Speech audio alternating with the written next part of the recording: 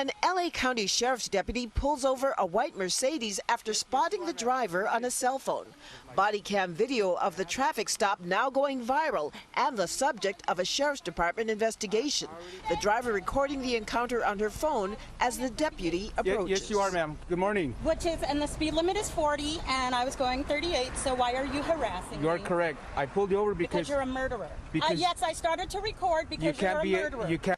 The interaction quickly turning confrontational as the woman questions the officer's motives for the stop.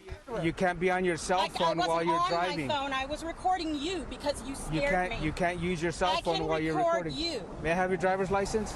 It's at my apartment. The deputy eventually telling the woman she too is being recorded. You're threatening to kill me and my son. Can you give me the I'll tell you what, you keep smiling, you're on camera. The deputy is wearing a body cam. The LA County Sheriff's Department is in the midst of rolling out body cams to all of its deputies, but this officer has yet to receive one. He's wearing a personal body cam.